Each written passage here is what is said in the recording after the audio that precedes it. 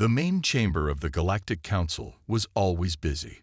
Different species from all over the galaxy sat in floating chairs around a giant round table. Today, Councillor Zix Theta from the Korthax Empire tapped his claws on the table. He was waiting for the human representative to stop talking about trade agreements. Ambassador Kendra Phillips stood at the center of the room. Her blue uniform looked plain next to the colorful robes and shining scales of the other species. She was explaining why Earth needed better prices for their grain exports. As I was saying, Kendra said, her voice clear and strong, humanity provides 40% of the food for the outer colonies. We simply ask for fair compensation. Zix Theta made a hissing sound that meant he was bored. Humans always complained about something. Trade prices, shipping routes, defense budgets. They had only been part of the council for 30 years, but they acted like they owned the galaxy. Suddenly, Kendra stopped talking. Her eyes went wide, and she touched the communication device in her ear. Her face turned pale. Ambassador Phillips asked Councillor Velinari, spreading her feathered wings, "Is everything well?" Kendra opened her mouth to speak, but no words came out. Then her image flickered like a broken video screen. Static filled the air where she had been standing. "Technical problems," muttered Zix Theta. "Human technology is so primitive." But Councillor Velinari leaned forward, her bird-like eyes sharp. "Something is wrong. Check the communication channels."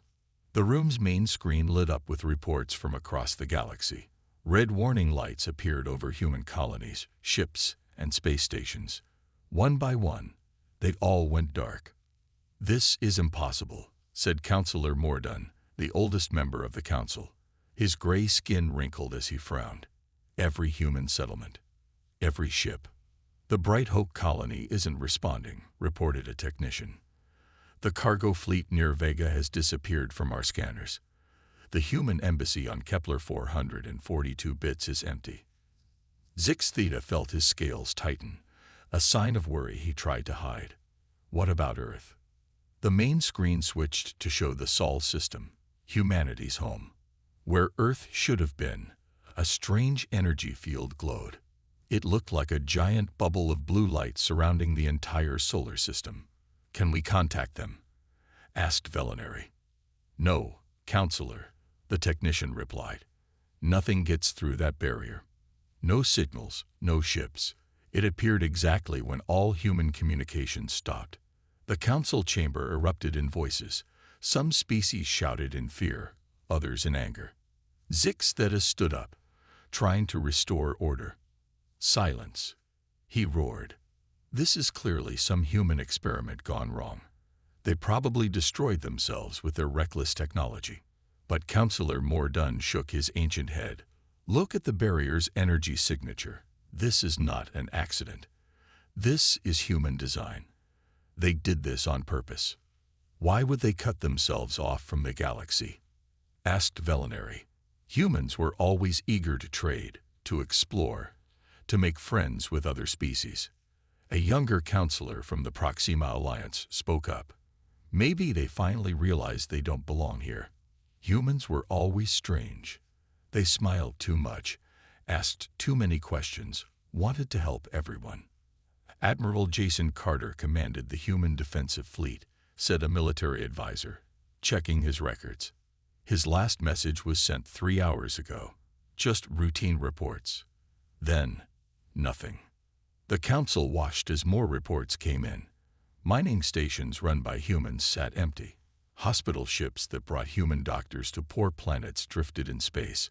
Research labs where humans worked with other species were abandoned. Zix Theta felt something cold in his chest. It was not fear, he told himself. The Korthax did not fear losing humans. But as he watched the red lights spread across the galaxy map, showing every place humans had disappeared, he began to wonder. What had they been doing all this time?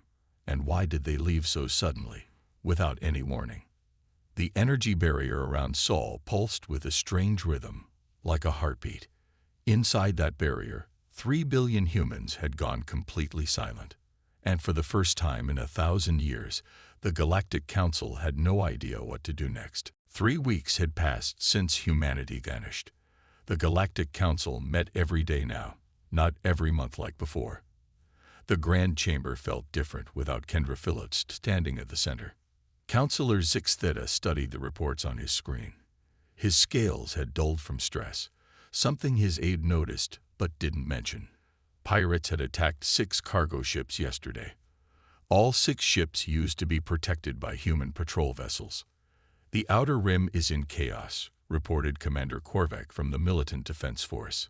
Without human peacekeepers, raiders attack freely. Our ships can't cover all the routes humans use to patrol. Counselor Velneri ruffled her feathers. The Sigma-7 mining station sent a distress call. Their ore processors broke down. They say only human engineers knew how to fix them properly.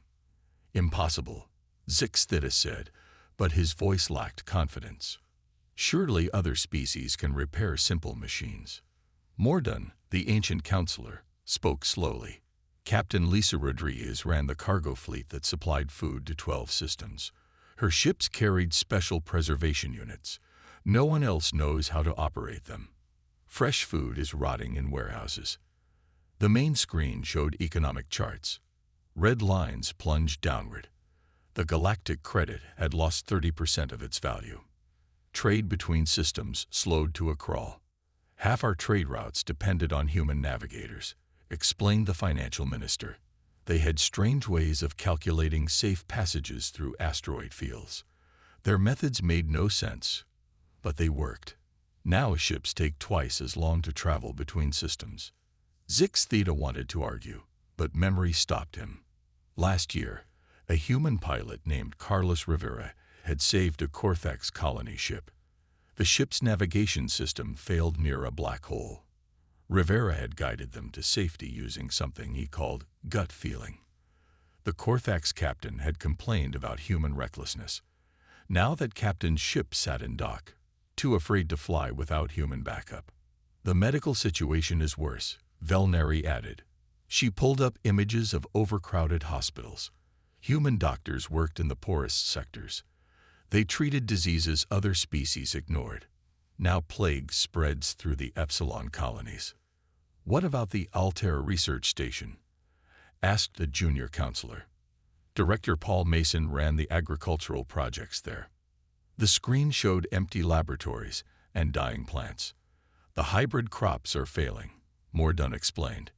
Humans created plants that could grow on different worlds. The genetic sequences are too complex for our scientists to maintain. Zix Theta stood up suddenly. This is ridiculous. Humans were just one species among hundreds. We survived for millennia without them. Did we? Mordun's old eyes held a strange sadness. Or did we just exist? Humans brought something different. They connected species that never talked before. They solved problems we didn't know we had. An emergency signal interrupted the meeting. The screen showed a Vorthan colony under attack. Mechanical invaders from the dead zone had broken through the border defenses. Send the fleet, ordered Zix Theta. Which fleet? Asked Commander Korvac. The 3rd Fleet is protecting mining operations. The 5th Fleet guards the inner systems. The 7th Fleet was joint-operated with humans. Half their ships sit empty. The Council watched helplessly as the colony's defenses crumbled. In the past, human rapid response teams would have been there in hours. Humans had a gift for appearing wherever trouble started. There, said Velneri quietly. She pointed at the corner of the screen. Those defense satellites around the colony. Humans installed them last year. Free of charge, they said. Just being good neighbors. The satellites activated, creating an energy shield around the colony. The mechanical invaders retreated, confused by technology they didn't recognize. How many human defense systems are out there? Asked Mordun. How many colonies do they still protect? No one knew the answer. Humans had helped so many worlds, fixed so many problems, built so many bridges between species. They did it quietly, without asking for credit or payment. Zix Theta sat down heavily. His pride as a Corthax warrior meant nothing if pirates destroyed their trade routes. His species' ancient culture meant nothing if plagues killed their colonies. "Check the soul barrier again," he ordered quietly. The screen showed the same blue energy field around Earth's system. Unchanged, unbreakable, silent. What were they preparing for? Velneri whispered. What did they know that we didn't? The council chamber fell quiet. Outside the windows, stars continued to shine. But the galaxy felt much darker without humanity's light. The secret meeting room lay deep beneath the Galactic Council station. Only the oldest species knew it existed. Counselor Mordun had called this gathering, using security codes that hadn't been activated in decades. 5 ancient beings sat around a simple metal table. No floating chairs or fancy holograms here. This room was older than the modern council, built when the galaxy faced its darkest hour.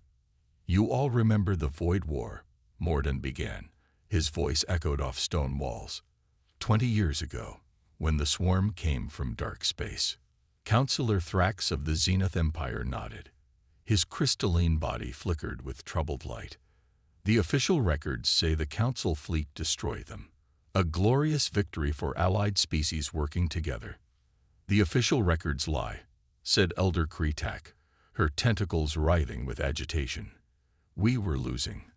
Our ships fell like leaves before the swarm's hunger." Mordun activated an old projector. Grainy images filled the air. Council ships exploded. Entire worlds went dark. The void swarm consumed everything in its path. Then the humans arrived. Mordun continued. Not their main fleet. Just 3 ships led by Commander Derek Stone. The image changed. 3 small human vessels faced thousands of swarm creatures. Zix Theta, who had forced his way into this meeting, laughed bitterly. 3 ships against the swarm. Impossible. "Watch," said Mordun. The human ships moved strangely. They flew in patterns that hurt to watch, as if space itself bent around them. Bright lines of energy connected the 3 vessels. Then something impossible happened. The swarm creatures stopped moving. "What weapon is that?" asked Elder Yovek, his 4 eyes wide. "Not a weapon," Mordun replied. "Something else. The humans called it synchronized consciousness. They linked their minds to confuse the swarm's hive intelligence." The recording showed Lieutenant Amy Foster's ship diving straight into the swarm's center. Her vessel disappeared in a flash of light. When it faded, the swarm creatures drifted like dead insects in space. 1 human ship, 1 human crew. They gave their thoughts, their very consciousness, to poison the hive mind. Mordun's voice grew heavy. "They saved us all." But the council took credit. Kretak added. "The humans never complained. They helped us rebuild, shared technology, joined our council. They never asked for recognition." Zix Theta's scales paled. "Why hide this truth?" "Because they asked us to," Thrax answered. "Commander Stone survived. He met with us in this very room. He said humanity didn't want to be feared. They wanted to be friends." Mordun showed another recording. Commander Stone stood where Zix Theta sat now. The human looked tired but determined. "The swarm will return," Stone's image said. "Maybe not in 10 years or 20, but they'll come back stronger. Humanity needs time to prepare. We need the galaxy united, not terrified. Let the council have its victory. We'll keep watching the dark." The recording ended. The ancient counselors sat in silence. "You think the swarm has returned?" Velneri asked. "Is that why humanity went silent?" "Look at this," Mordun said. He showed a star map from last month. Tiny red dots appeared at the galaxy's edge. Deep space monitors detected movement in the void, the same patterns we saw 20 years ago. "The humans knew," Kretak whispered. "They saw it coming." Zix Theta stood abruptly. "We must break through their barrier. Demand answers. Offer help." "With what fleet?" asked Thrax. "Half our ships can't fly without human navigation. Our weapons are toys compared to what they showed in the Void War." "There's more," Mordun said quietly. He pulled up technical scans of human colonies from recent years. Look at the energy readings, the power generation levels, the deep space sensor arrays. The numbers made no sense. Each human colony produced enough energy to power 10 worlds. Sensor arrays reached far beyond normal space. They weren't just living among us, Velneri breathed. They were building something, a defense network across the entire galaxy. And we mocked them, Zixtheta said, his pride crumbling. Called them primitive. Said their smiles were weakness. More than shut off the projector. The humans who saved us 20 years ago asked for nothing but friendship. Now they've gone silent to save us again. The question is, do we deserve it? The ancient counselors had no answer. Above them, the modern council argued about trade routes while humanity stood alone against the returning dark. Dr. Cormac stared at his empty laboratory. 6 weeks had passed since the humans vanished. Half his experiments lay ruined. The genetic sequences he'd studied for years made no sense without human guidance. Computer, show me Dr. Kevin Brooks' last research notes, he said. Access denied. Human files are locked. Of course they were. Everything human was locked behind walls of code no alien mind could break. Cormac had thought himself brilliant. Now he realized he'd been a student copying a master's work. Across the galaxy, similar scenes played out. On the medical station Mercy 1, healer Vornia watched patients die from a disease humans had cured last year. The treatment existed in the computer, but the chemical formulas looked like gibberish. We need the hybrid medicine, her assistant said. The one Dr. Samuel Wright created. I know, Vornia snapped. Then softer, I watched him work. He mixed compounds that shouldn't go together. He said it was intuition. How do you learn intuition? On the agricultural world of Greenholm, entire fields of super wheat withered. Administrator Peltok had laughed when Patricia Lee installed the irrigation system. Too complex, he'd said. Our old ways are simpler. Now the old ways couldn't feed half the population. The human-designed crops needed human-designed care. Patricia's system ran on algorithms that predicted weather months in advance. Peltok's scientists couldn't understand the first line of code. The famine will start in 3 weeks, his advisor warned. Peltok nodded grimly. He remembered Patricia's smile when she handed him the system codes. Just in case I'm not around, she'd said. Had she known even then? In the core worlds, the navigation crisis deepened. Captain Myrtle of the cargo ship Swift Journey sat in dock for the 4th week. His ship's AI kept suggesting routes through allegedly empty space. There's nothing there, his navigator insisted. The charts show clear vacuum. Human charts showed asteroid fields, Myrtle replied. Microfragments invisible to our sensors. Captain Rodriguez mapped them by hand. She felt the gravity distortions. That's impossible. No one can feel space. Myrtle pointed at the news feeds. 7 ships had exploded this week, hitting debris their sensors missed. All followed standard alien navigation. None had used human routes. The economic effects rippled everywhere. On the factory world of Mechanus, production lines stopped. The efficiency programs humans installed had seemed like simple upgrades. Now managers discovered each program connected to others in vast networks. It's like a living thing, Chief Operator Zekthen said. Touch one part, and the whole system reacts. Humans called it organic manufacturing. We called it unnecessary complication. The factory produced ship parts for half the galaxy. Without those parts, fewer ships flew. Without ships, trade slowed. Without trade, worlds starved. In university halls, professors made disturbing discoveries. Human scientific papers disappeared from databases, but the knowledge gap they left was obvious. Theories that seemed complete had human-shaped holes in their logic. They were teaching us slowly, Professor Illmeyer realized, like adults teaching children. They gave us pieces of knowledge we could handle. Her students didn't want to hear it, but when she tried to solve the energy equation for faster-than-light travel, she hit the same wall everyone did. The human variable was missing. At night, when the Galactic Council argued through another crisis, Counselor Velneri often stood at the observation window. She counted the dark spaces where human stations once shone. They maintained the lighthouse at Sector 7, she told Zix Theta. Just a navigation beacon for lost ships. No profit in it, no strategic value. They kept it running for 50 years because someone might need it. Tonight, 3 ships drifted near that dark beacon, lost without its light. How many gardens did they plant that we never noticed? Velneri wondered. How many small kindnesses kept our civilization running? Zix Theta had no answer. He was reading reports of the Korthax colonies. Without human medical supplies, ancient diseases returned.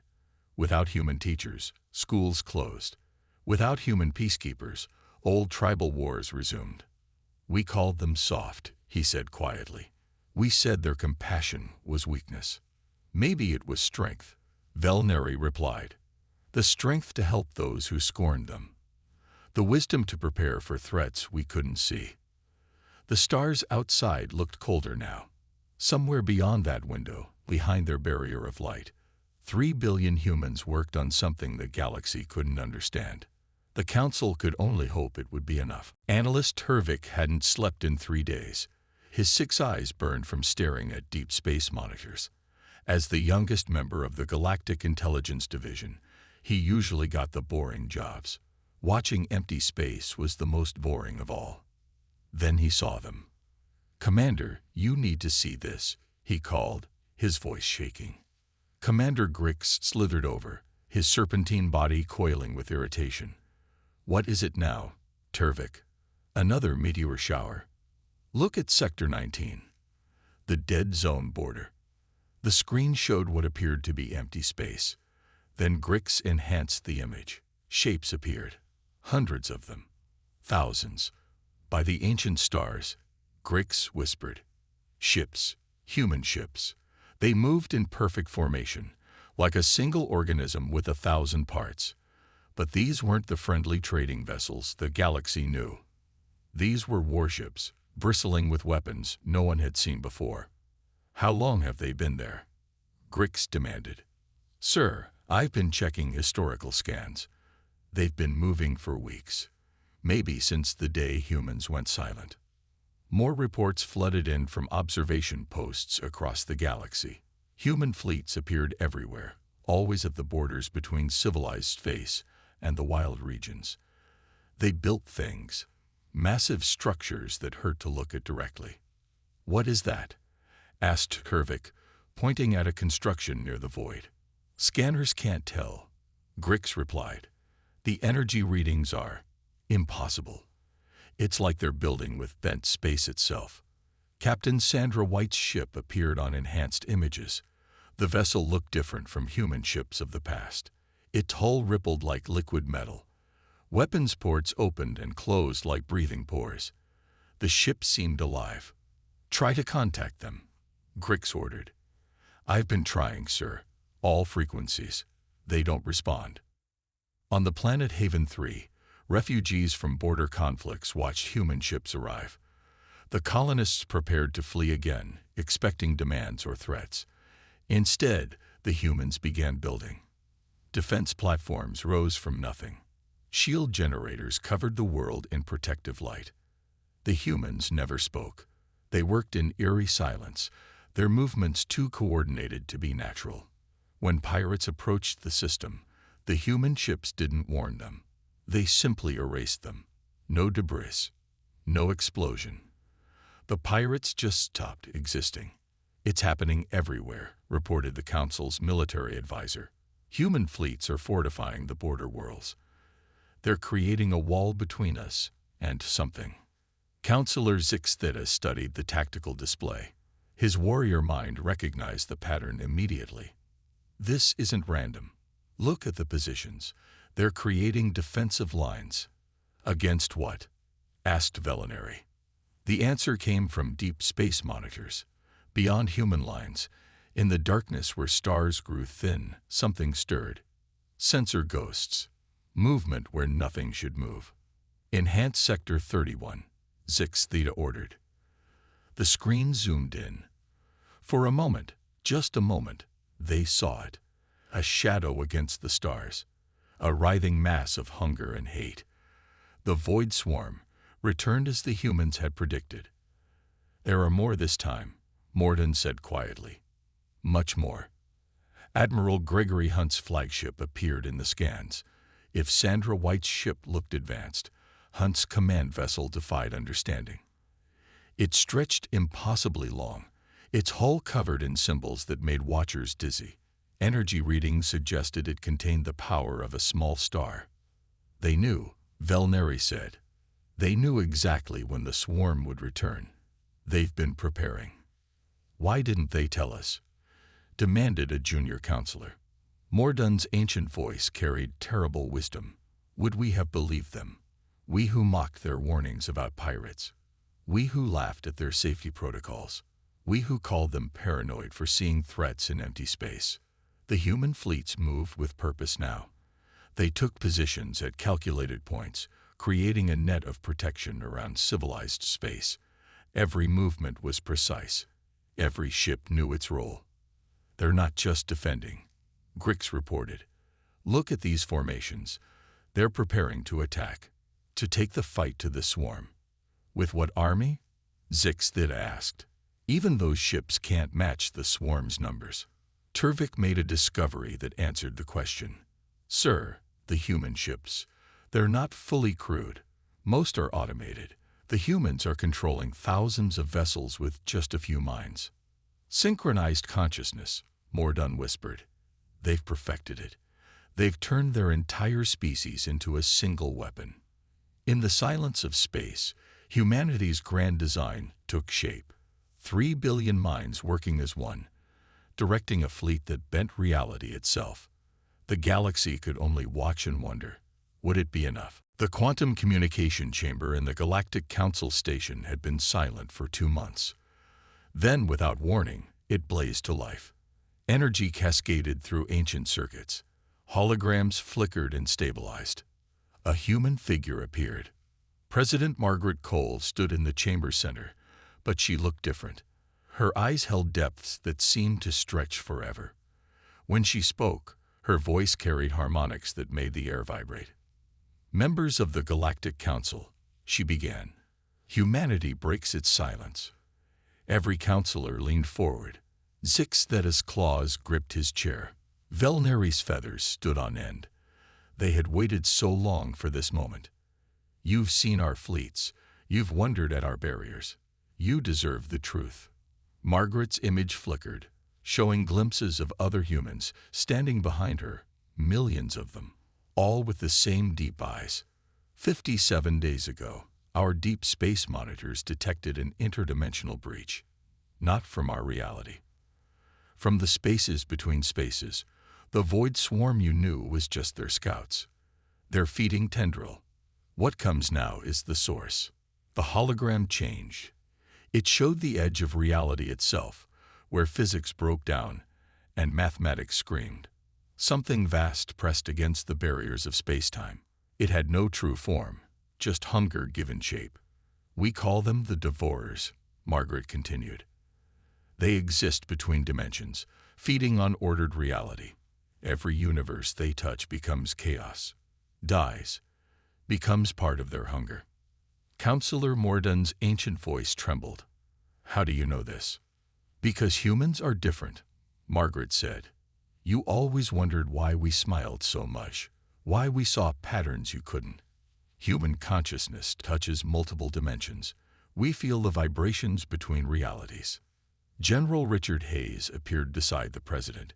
His uniform seemed to shift between different versions of itself. 20 years ago, we learned to synchronize our minds. One human could confuse the swarm. 3 billion humans, thinking as one. We can close the breach. But at a cost, added Dr. Benjamin Turner, materializing at Margaret's left. His form wavered like heat shimmer. To hold the barrier, we must exist partially outside normal space. We had to prepare in silence. The Devourers sense ordered thought. They're drawn to civilizations like yours. Old, structured, broadcasting your existence across dimensions. Zix Theta found his voice. So you hid us, made us invisible to these things. We made you quiet, Margaret confirmed. Every human who vanished joined our network. Every colony that went dark became part of our shield. We're holding the door closed with our minds. The image shifted again. It showed human colonies surrounded by impossible geometries, buildings that existed in 7 dimensions, people walking through walls that weren't there and weren't not there. This is why we couldn't take you with us, Margaret explained. Your minds are beautiful, linear, logical, perfect. But they can't bend the way ours do. You would break. Or worse, you'd create gaps the devourers could exploit. For how long? Velinari asked. How long must you hold them back? Until we can permanently seal the breach, Dr. Turner answered. Our calculations suggest 70 more days. Maybe less if we push harder. What can we do? Mordun asked. Margaret smiled, that same warm, human smile they all remembered. Survive. Protect each other. Remember us. We've left you everything we could. Defense systems, medical databases, agricultural programs. The knowledge is there, waiting for you to grow into it. And if you fail, Zix Theta asked bluntly. Then reality ends, Margaret said simply. Not just our galaxy, every dimension, everything becomes nothing. The transmission began to fade. Margaret raised her hand in farewell. Behind her, 3 billion humans did the same. We're sorry for the deception, sorry for the silence, but we're not sorry for protecting you. It's what friends do, what family does. And despite everything, despite your pride, your dismissal, your mockery, you became our family. Wait, Velinari called out. Will we see you again? Margaret's form was almost gone now. If we succeed, yes. If we fail, you won't know it. Either way, remember, humanity didn't abandon you. We're standing guard in the dark. We're holding the door. The hologram vanished. The chamber fell silent. But now the council understood. Somewhere beyond their comprehension, humanity fought a war for all existence, and all the galaxy could do was wait and hope. The emergency council session lasted 3 days. No one slept. No one left. The weight of humanity's revelation crushed every petty concern, every old argument. Ambassador Jeffrey Clark stood where Margaret Cole's hologram had appeared. He was the only human still in normal space, left behind to coordinate with the council. His eyes held the same depth, but flickered between normal and the infinite stare of his connected people. I can show you more, he said quietly, but it might disturb you. Show us, Zix Theta demanded. His warrior pride had shattered completely. We need to understand. Clark nodded. The chamber's screens lit up with images from human observation posts. These weren't normal recordings. They showed space from angles that shouldn't exist, in colors that had no names. This is what we see, Clark explained. Reality has layers. You see 1. We see 7, maybe more. The images showed the truth. Behind the familiar stars, other things moved. Cracks in space, blood, impossible light. Shadows writhed between dimensions, and pressing against the barriers, the devourers.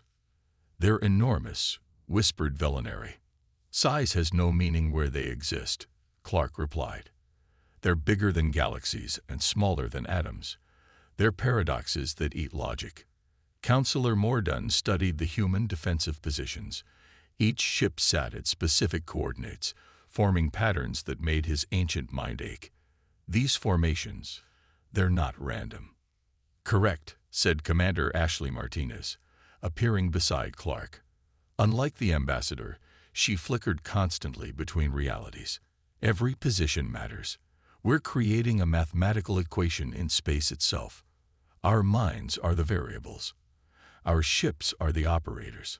And if one ship fails, asked Thrax, the equation breaks. Reality tears. Everything ends. Martinez said it simply, like discussing weather.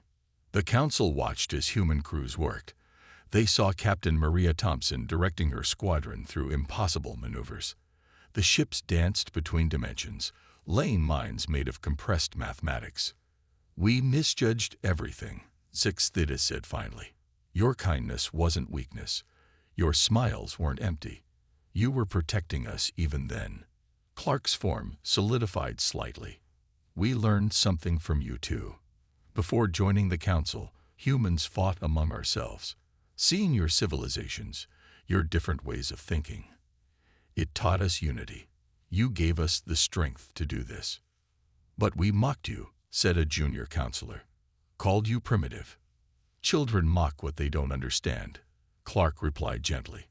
"We were children once too." The screen showed strategist Daniel Park's command center.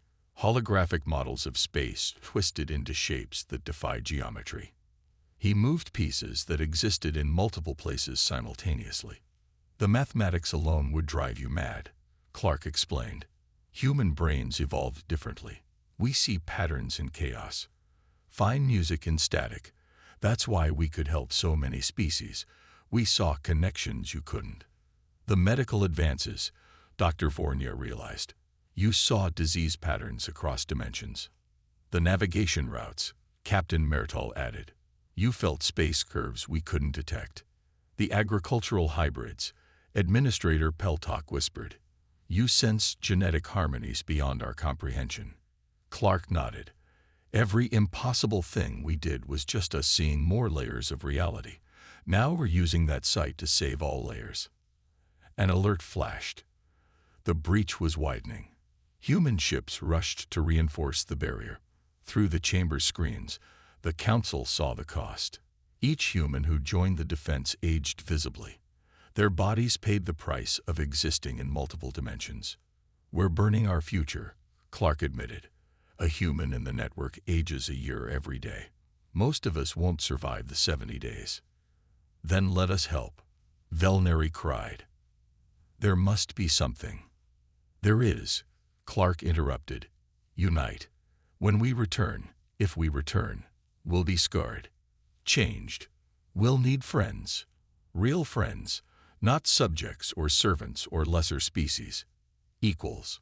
"You have that," Morden declared. "The galaxy pledges itself to humanity's return." Every counselor stood. Even Six Theta, proudest of warriors, bowed his head. "We pledge ourselves to those who guard the door." Clark smiled. That warm, impossibly human expression. "Then our sacrifice means something. Win or lose, humanity didn't stand alone." The screen showed the defensive lines holding. 3 billion minds burning bright against the dark. The equation balanced on the edge of solution. 67 days remained. Day 70 arrived like a hammer blow. Across the galaxy, every species watched their screens. The dimensional breach stretched wider than ever, a wound in reality that bled chaos. Fleet Admiral Christopher Davis stood on the bridge of humanity's flagship. His hair had turned white in 70 days. His hands shook from the strain of existing in 7 dimensions. But his voice remained steady. "All ships, final positions. Begin the convergence." 3 billion minds pulsed as one. Human vessels moved in perfect synchronization, creating patterns that rewrote the laws of physics. Each ship was a note in a symphony of mathematics. The Devourers sensed the trap too late. They surged against the barriers, their hunger shaking the foundations of space. Cracks appeared in reality. Stars flickered out and returned. Time stuttered. "Hold the line," Davis commanded. In the Galactic Council chambers, every species held their breath. The main screen showed the battle from angles that made eyes water. Human ships danced between existence and void. Some appeared in multiple places. Others phased through dimensions like ghosts. Captain Maria Thompson led the breakthrough squadron. Her ship dove straight into the breach, carrying a payload of compressed human consciousness. "For every species that called us friend," she whispered. "For every world that gave us a home." Her ship exploded in colors that had no names. The explosion spread inward, not outward. It pulled space into itself, folding dimensions like paper. The equation is working, reported Daniel Park from his command center.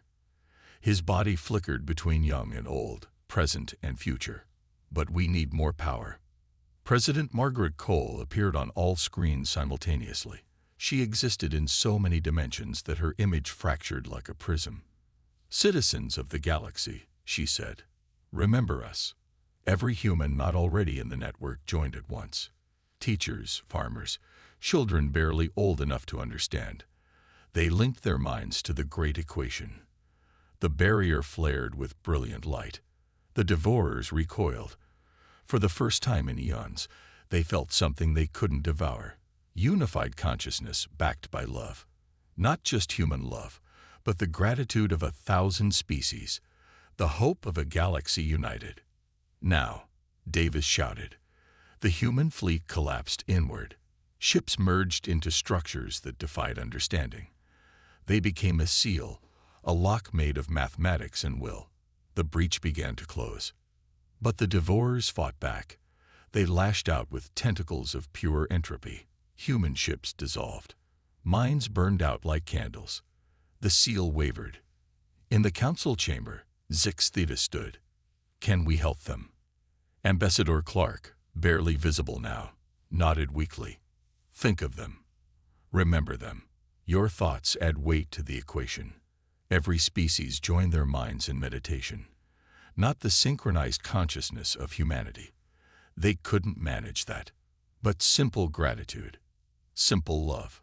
The memory of every human who had helped them. The seals strengthened. The breach contracted. The devourers made one final push, throwing their entire existence against the barrier. Admiral Davis smiled. Checkmate. The human fleet detonated as one. Not in destruction, but transformation. 3 billion minds became a single thought, a single word written across space. No.